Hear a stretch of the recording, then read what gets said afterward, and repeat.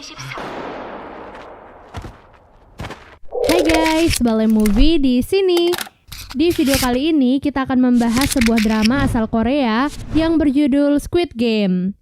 Drama ini mengisahkan tentang sebuah permainan bertahan hidup dengan hadiah uang 45,6 miliar won untuk siapapun yang bisa bertahan sampai di babak terakhir.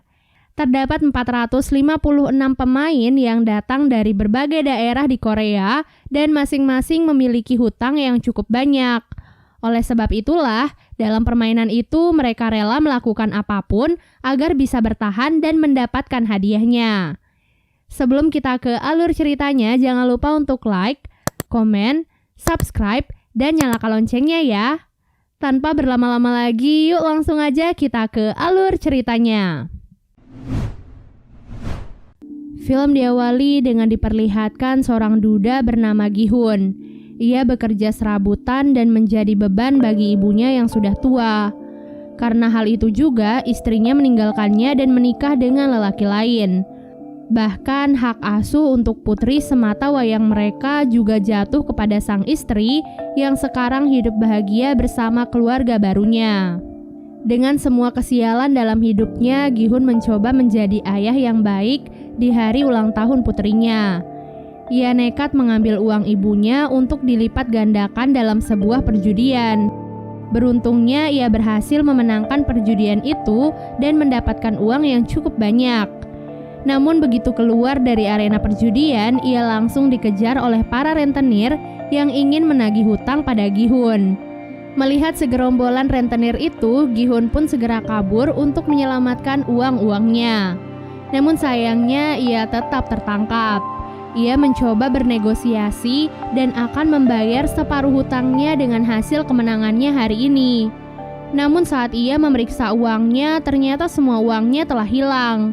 Jadi saat proses pengejaran sebelumnya, ia sempat menabrak seorang gadis yang ternyata gadis itu telah mencuri semua uangnya. Nah, karena tak bisa membayar hutang, rentenir itu pun memaksa Gi-hun untuk menandatangani sebuah kontrak yang berisi bahwa jika Gi-hun tak bisa membayar hutangnya dalam waktu dekat, maka organ-organ tubuhnya akan diambil dan dijual oleh si rentenir. Semua kesialan hidupnya membuat ia frustasi karena di hari ulang tahun putrinya ia tak bisa membelikan makanan yang enak serta hadiah yang indah. Ia merasa telah gagal menjadi ayah yang baik untuk putrinya. Kini dalam hidupnya yang tersisa hanyalah kemalangan serta hutang yang tak akan sanggup ia bayar. Di tengah keputusasaannya itu, Gi-hun pun mendapatkan secercah harapan. Saat itu, seorang pemuda memberikannya sebuah tiket masuk ke dalam sebuah permainan.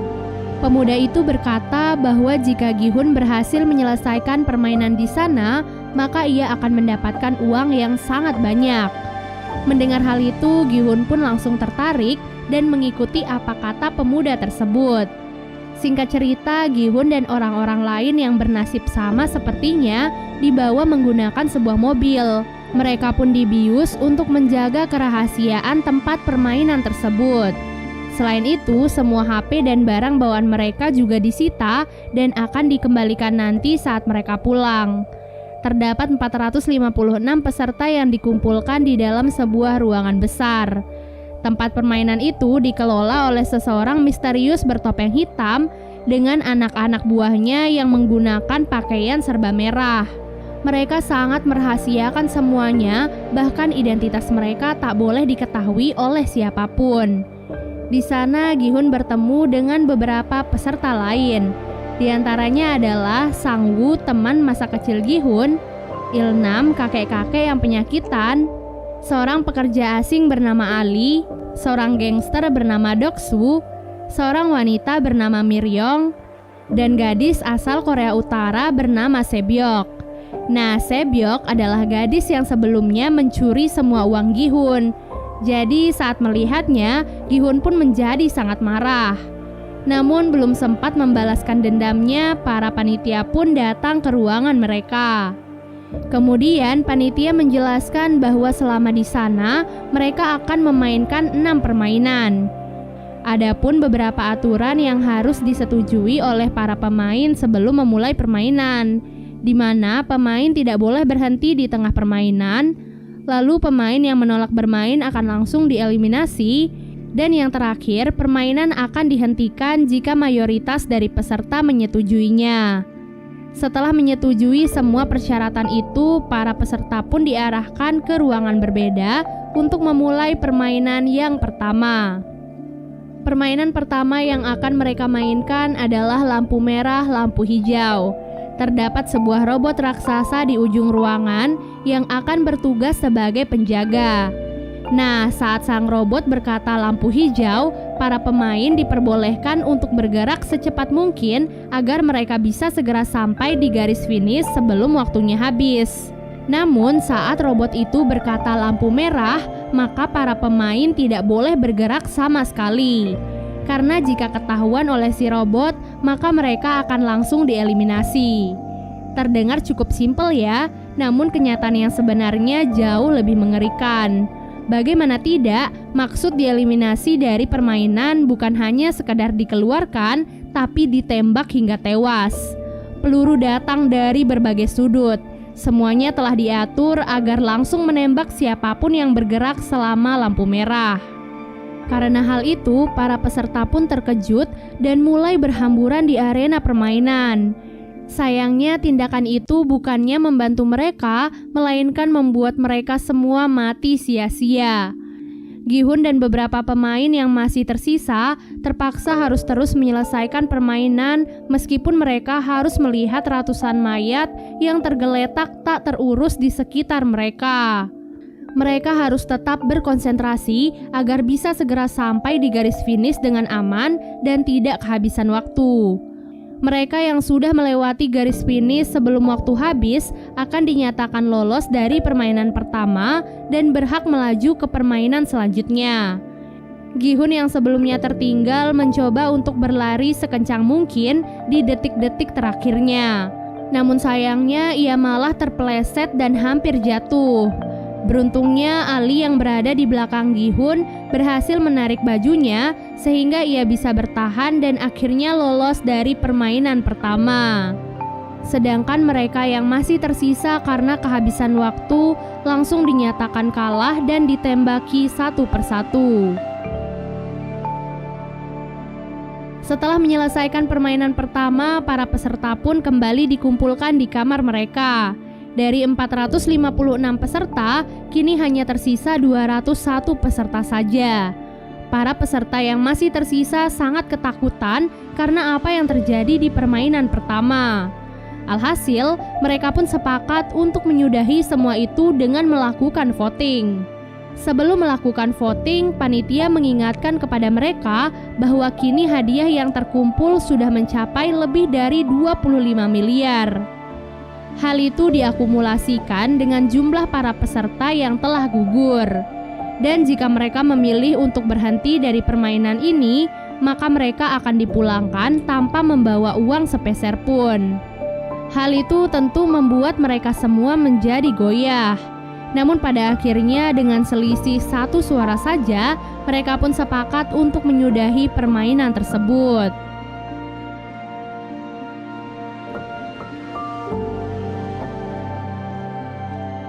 Setelah kesepakatan itu, para peserta pun akhirnya dipulangkan kembali ke daerah mereka masing-masing. Keesokan harinya, Gi-hun memutuskan untuk pergi ke kantor polisi dan melaporkan sindikat permainan yang kejam sebelumnya. Ia pun menceritakan semua kejadiannya sejak awal mereka dibawa sampai kembali dipulangkan. Polisi yang mendengar semua ceritanya hanya bisa tertawa. Kemudian Gi-hun pun memberikan tiket permainan yang sebelumnya ia dapatkan dari pemuda misterius sebelumnya. Di sana terdapat sebuah nomor telepon yang bisa dihubungi. Namun ketika si polisi mencoba mengkonfirmasi nomor itu, yang mengangkatnya malah seorang wanita biasa. Hal itu pun membuat polisi marah kepada Gi-hun dan menganggapnya telah gila. Tak lama kemudian, seorang polisi bernama Junho baru saja tiba di kantor polisi tersebut. Entah apa alasannya, ia terlihat tertarik dengan tiket permainan yang dibawa oleh Gi-hun. Ia bahkan meminta identitas Gi-hun pada para polisi yang mendengarkan cerita Gi-hun sebelumnya. Junho sepertinya mengetahui sesuatu yang janggal dari permainan tersebut. Tak disangka ia juga memiliki tiket yang sama persis dengan milik Gi-hun. Tiket itu diketahui milik kakaknya yang sudah lama menghilang. Junho pun merasa bahwa kakaknya pasti ada di tempat permainan tersebut. Di tempat lainnya, Gi-hun yang pulang ke rumahnya merasa kebingungan mencari ibunya. Ternyata ibu Gi-hun saat ini dirawat di rumah sakit karena menderita penyakit diabetes akut. Bahkan dokter menyarankan kepadanya untuk segera melakukan operasi. Namun sang ibu justru memilih untuk pulang karena tak sanggup membayar biaya pengobatan di rumah sakit. Hal itu pun membuat Gi-hun sedih dan kecewa pada dirinya sendiri. Ia bahkan nekat meminjam uang pada mantan istrinya demi bisa membayar biaya pengobatan ibunya. Namun yang ia dapatkan malah hinaan dari suami baru mantan istrinya yang juga bahkan melarangnya untuk mendekati putri kandungnya sendiri.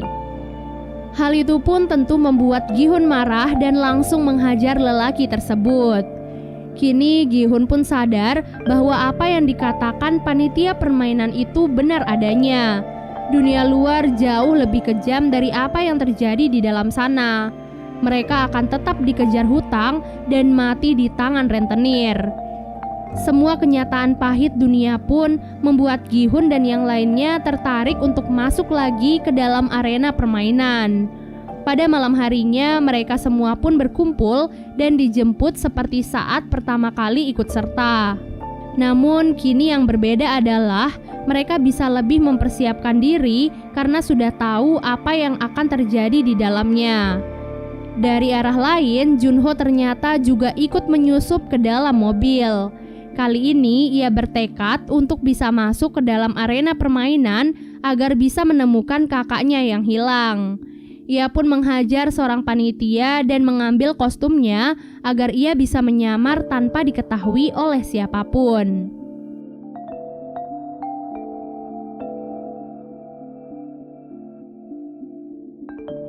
Seperti biasanya, para peserta pun kembali dikumpulkan dalam sebuah ruangan besar. Namun tak diduga ada beberapa dari mereka kali ini datang dengan persiapan, yaitu membawa sebuah senjata atau barang-barang kecil yang mereka perlukan. Dari 201 peserta awal, kini tersisa 187 orang yang memutuskan untuk ikut serta kembali. Yang berarti hadiahnya juga semakin bertambah. Di waktu yang sama, Junho yang kebingungan juga kini harus menyamar menjadi panitia di dalam aula permainan tersebut.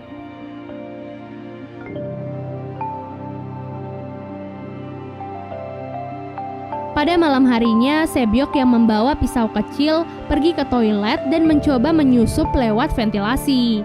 Dengan bantuan Miryong, ia pun berhasil masuk ke dalam ventilasi dan melihat apa yang terjadi di ruangan lainnya. Di sana ia melihat bahwa para panitia sedang membuat gulali berskala besar. Namun ia tak tahu apa yang akan dilakukan dengan semua gula tersebut. Keesokan harinya para peserta pun bersiap dan dikumpulkan untuk memainkan permainan yang kedua. Sebelum memulai permainan, Sang Woo bertanya kepada Sebyok tentang apa yang ia lihat kemarin malam. Ia pun berkata bahwa permainan kali ini pasti merupakan permainan masa kecilnya. Sedangkan Sebyok yang berasal dari Korea Utara pasti akan kesulitan. Oleh sebab itu, Sebyok pun memberitahunya bahwa ia melihat para panitia membuat gulali. Setelah mendengar hal itu, Sang Woo pun langsung teringat akan permainan masa kecilnya, di mana terdapat lelehan gula yang diberikan dalam bentuk yang berbeda-beda. Tugas mereka adalah mengikis gula tersebut sesuai dengan bentuknya. Itulah mengapa ia sengaja mengambil bentuk segitiga karena merupakan bentuk yang paling mudah. Namun anehnya, Sang Woo tidak memberitahu teman-teman terdekatnya tentang hal itu dan malah membiarkan mereka memilih bentuk-bentuk yang sulit. Seperti contohnya Gi-hun mengambil bentuk payung dan kakek Ilna mengambil bentuk bintang. Peserta memiliki waktu 10 menit untuk menyelesaikan permainan kali ini. Bagi peserta yang gagal membuat bentuk yang sesuai, maka mereka akan langsung dieliminasi atau ditembak. Hal itu pun membuat para peserta yang lain panik dan semakin ketakutan. Mereka semua berusaha sekeras mungkin untuk mendapatkan pola yang diinginkan. Kemudian terlihat Miryong yang memanfaatkan korek apinya untuk memanaskan jarum agar gulali itu bisa lebih mudah untuk dilelehkan. Peserta yang mengambil bentuk mudah satu persatu mulai berhasil menyelesaikan misi dengan aman.